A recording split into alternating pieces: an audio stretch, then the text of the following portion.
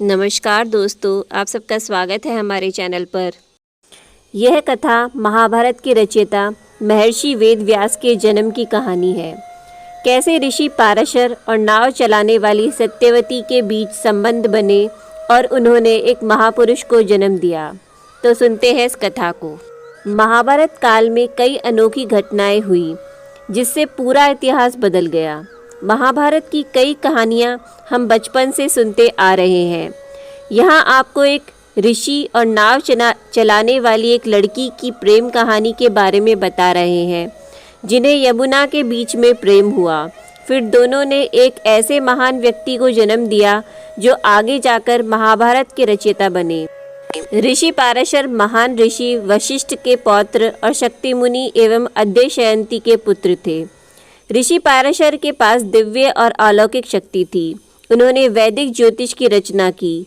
उन्होंने कई खूंखार राक्षसों को मार गिराया। कौन थी सत्यवती? सत्यवती को एक अप्सरा ने जन्म दिया था। उस अप्सरा को मछली बने रहने का श्राप मिला था, इसलिए सत्यवती के शरीर से मछली की गंध आती थी। उसे गंधवती भी कहा गया। सत्यवती का पालन पोषण एक केवट ने किया था। पौराणिक मान्यताओं के अनुसार एक बार ऋषि पाराशर यमुना पार करने के लिए सत्यवती की नाव में सवार हुए। नाव को सत्यवती चला रही थी। उसके रूप को देखकर ऋषि मोहित हो गए। ऋषि पाराशर ने सत्यवती के सामने सहवास का प्रस्ताव रखा। सत्यवती ऋषि पाराशर के साथ सहवास के लिए तैयार हो गई, मगर उसने ऋषि के सामने कुछ शर्तें रख दी। सत्यवती ने कहा कि अगर ऋषि इन शर्तों को पूरा करते हैं तो वह उनके साथ सहवास के लिए तैयार है। सत्यवती की पहली शर्त थी कि उन्हें सहवास करते हुए कोई न देखे। ऋषि ने ये शर्त मान ली और अपनी दिव्य शक्ति से घने कोहरे का कृत्रिम आवरण बना दिया।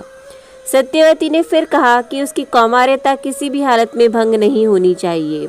ऋषि ने आश्वासन दिया कि सहवास के बाद उसकी कौमार्यता वापस आ जाएगी। सत्यवती ने ऋषि पाराशर के सामने एक और शर्त रखी।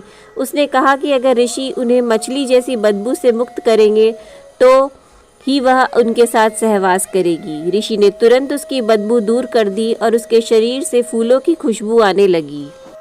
इस तरह ऋषि पाराशर और सत्यवती के बीच सहवास हुआ। सत्यवती ने फिर एक पुत्र को जन्म दिया। वही आगे जाकर महर्षि वेदव्यास के नाम से विख्यात हुआ। वेदव्यास ने ही महाभारत की रचना की।